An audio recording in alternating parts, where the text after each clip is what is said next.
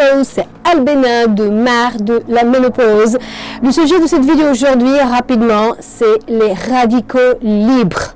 Pourquoi j'ai choisi ce sujet qui n'a rien de sexy, à la fin de l'année, le dernier jour de l'année 2022, c'est parce que je me suis rendu compte que c'est un sujet super méga important, dans le sens où les radicaux libres sont au cœur du vieillissement.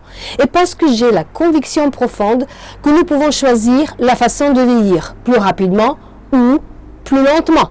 Cela ne dépend que de nous en fait. Nous avons le choix entre nos mains. Parce que l'âge, c'est pas uniquement des chiffres d'années que nous passons. L'âge, c'est aussi un état d'esprit, un mode de vie, une façon de vivre la vie.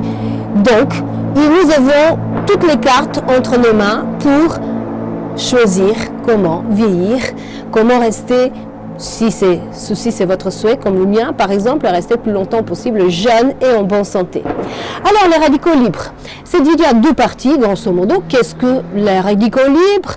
Comment sont-ils créés? D'où ils viennent? Quels sont les effets nocifs? Et puis, la deuxième partie, je vais vous dire, grosso modo, comment les éviter, quoi faire, les quelques 2-3 choses très simples qu'on peut appliquer tout de suite dans sa vie.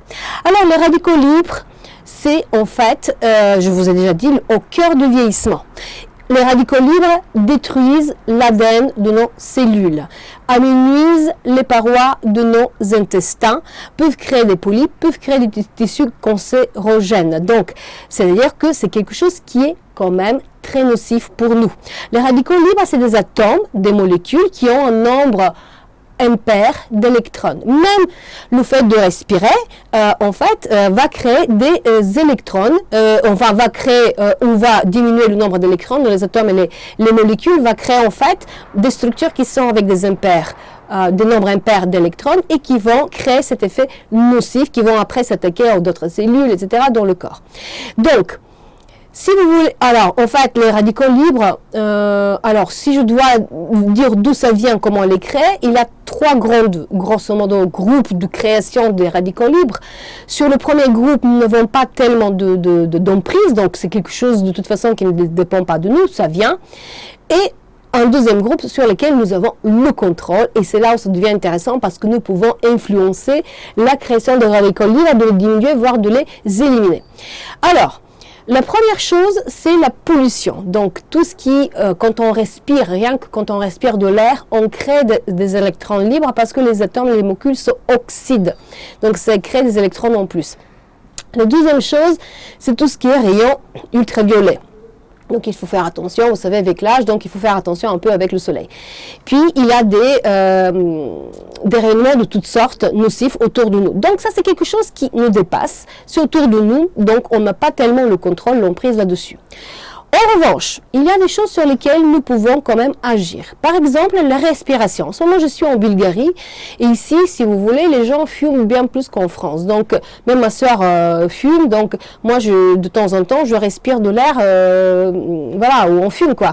Donc, et ça me déplaît. Ça me déplaît beaucoup parce que j'ai cette conscience de ce que je respire, ce que je mets dans mon corps en permanence pour, j'essaie de faire au maximum que j'aide mon corps plutôt que de le saboter et de lui donner des mauvaises choses. Donc, respirer l'air le plus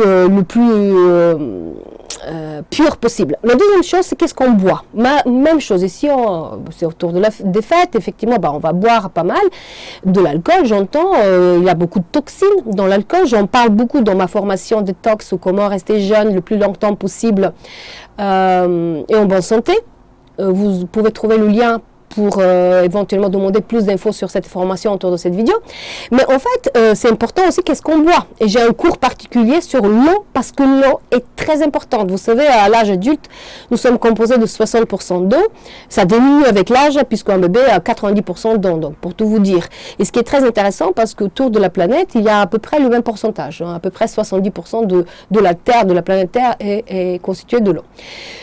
Le rapport avec le corps humain. Donc, il faut boire de l'eau, mais quelle eau, quelle qualité, quelle quantité, quel moment, etc. Tout ça, ça fait partie d'un cours qui est dédié spécifiquement à l'eau. Donc, qu'est-ce qu'on respire? Qu'est-ce qu'on boit?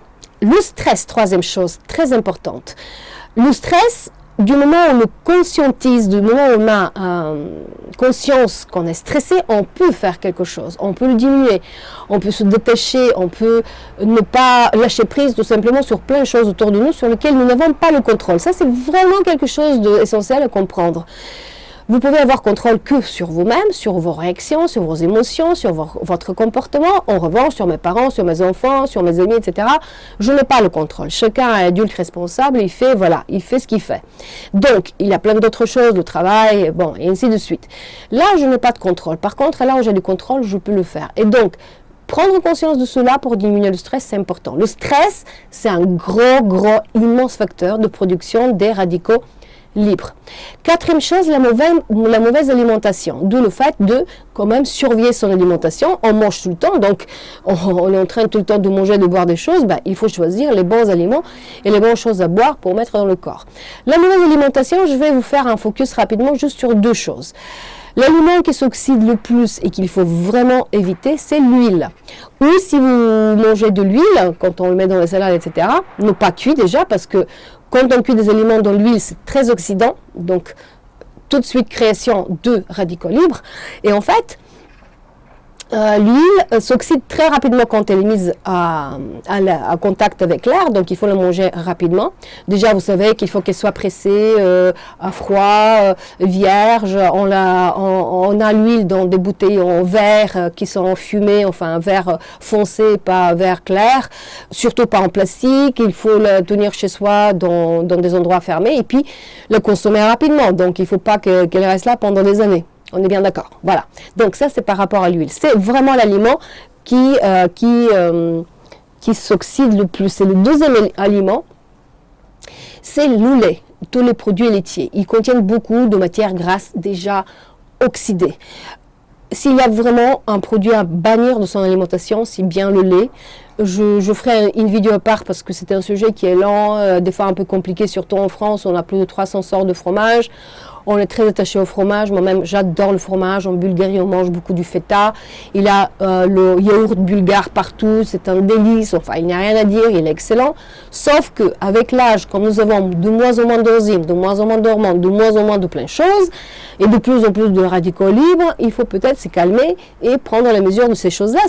Si, encore une fois, si on veut vivre longtemps, en bonne santé, rester jeune le plus longtemps possible, etc. Donc là, il faut prendre ces mesures. Donc, voilà les quatre choses sur lesquelles il faut faire attention, sur lesquelles on a un contrôle. Donc, qu'est-ce qu'on respire, qu'est-ce qu'on boit, le stress et puis la mauvaise alimentation. Maintenant, je vais vous dire comment éviter qu'est-ce qu'il faut faire pour ne pas avoir beaucoup de radicaux libres, qu'est-ce qu'il faut surtout avec un focus surtout sur l'alimentation. Donc j'ai parlé, on exclut l'huile, on exclut les produits laitiers, mais qu'est-ce qu'on mange? Eh bien évidemment, on va manger des aliments qui sont riches en enzymes, qui sont frais, donc ça c'est des fruits, des légumes, certaines légumineuses, certaines céréales, les algues, donc j'en parle beaucoup dans la formation détox, et donc on peut faire des combinaisons de ce genre d'aliments, éviter la viande et le poisson rouge parce qu'ils sont riches en fer et le fer s'oxyde. Enfin, les éviter, enfin manger en moins de quantités. Ils ont plus de fer que la viande et le poisson blanc, donc il vaut mieux privilégier plutôt ce genre de produits que le rouge par exemple. Après, il faut bien sûr augmenter les aliments antioxydants. Et si je dois vous recommander un aliment qui est antioxydant, c'est les myrtilles. En revanche, les myrtilles, tout petits, sauvages, bien sûr bio, parce que s'ils sont sauvages, ils sont par définition bio, cuits dans la nature, on ne va pas mettre des pesticides. J'ai du mal à les trouver personnellement à Paris, je ne sais pas quel est votre cas, je trouve dans des magasins bio où il y a des produits surgelés, parce que je les prends surgelés. Chez Picard, j'ai acheté il n'y a pas longtemps, parce que je ne trouvais plus, enfin c'est un peu challengeant de trouver des myrtilles surgelées, je peux vous dire, sauvages et petits, vraiment petits, qui font un smoothie qui est excellent et qui fait partie de mon programme détox où j'en parle. Voilà, ça fait partie vraiment de smoothie que je recommande à manger de boire tous les jours. En revanche, chez Picard, vous trouvez des myrtilles, mais elles sont grosses. Je crois qu'elles venaient de la Roumanie ou de la Pologne, je ne suis pas certaine. J'ai fait un smoothie une fois, rien à voir, ni en goût, ni en couleur, ni en consistance à proscrire. Donc, ce n'est pas les bonnes myrtilles, j'espère que vous pouvez trouver quelque part. Donc, des aliments antioxydants. La myrtille, c'est la reine, la plus antioxydante possible. Il y a plein d'autres. En général, c'est les produits, vous savez, les fruits rouges, petits, sauvages, les framboises, etc., que vous pouvez manger. Les algues aussi. Il y a une partie sur les aliments antioxydants dans ma formation détox également. Voilà ce que je veux vous dire. Donc, ce que je peux vous dire par rapport aux radicaux libres.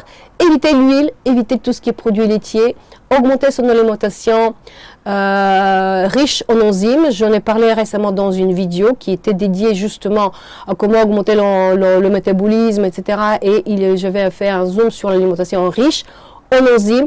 Les enzymes, c'est des substances organiques qui sont vitales pour nous et qui maintiennent justement la vie, et avec l'âge, les enzymes diminuent également. Donc, il y a 3 règles aussi quand on mange. Donc, les aliments, bien sûr, il faut qu'ils soient bio. Attention à la cuisson des aliments et aussi attention au moment où on les mange et comment on les mange. J'en ai fait un zoom aussi sur la mastication, le fait de mâcher bien ce qu'on mange 30 à 50 fois parce que ça produit de la salive.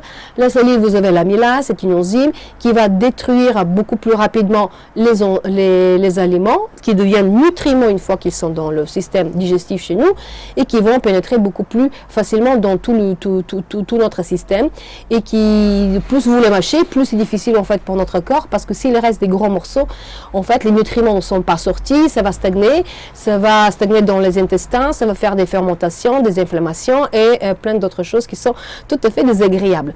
Voilà mes chers MM, donc j'espère que vous comme moi, vous êtes persuadés qu'on a le contrôle entre les mains sur la ménopause d'une part, mais surtout sur le vieillissement, parce qu'une fois qu'on est à la ménopause, moi je peux vous dire aujourd'hui je suis très bien avec la ménopause, hein. C'est devenu ma grande copine. Pendant des années j'ai quand même souffert, hein, il faut le dire, d'où le fait que j'ai créé cette chaîne et puis je vous en parle souvent. Maintenant, côté ménopause, personnellement ça va, ça c'est bien calmé. La ménopause était vraiment difficile, mais ce qui me préoccupe vraiment aujourd'hui, c'est mon obsession, c'est comment vieillir vraiment en restant au maximum possible jeune, ne pas vieillir, ne pas avoir beaucoup de rides, avoir une peau qui est bien, des cheveux, enfin bon, toutes ces choses-là qui font que je vais me sentir tout à fait bien pour affronter la vie, les 20 années à venir. Je vous dis coucou donc de la Bulgarie. Là je vais partir pour faire un peu quand même la fête, hein, puisque c'est le dernier jour de cette année 2022 et on attaque demain la nouvelle année. Je vous souhaite le meilleur de tout mon cœur, je vous embrasse fort et je vous dis à très vite pour une autre vidéo. Regardez autour de cette vidéo là des liens, des choses comme ça, et vous pouvez aussi me donner quelques commentaires et puis likez la vidéo si vous l'aimez. Ça m'aide toujours, vous savez, pour cette chaîne. Bon, je ne vais pas vous expliquer tout ceci, mais voilà, si jamais vous voulez le faire, faites-le, je serai vraiment ravie, très heureuse. Allez, bye bye encore une fois de Sophia, à très vite pour une autre vidéo. Ciao ciao.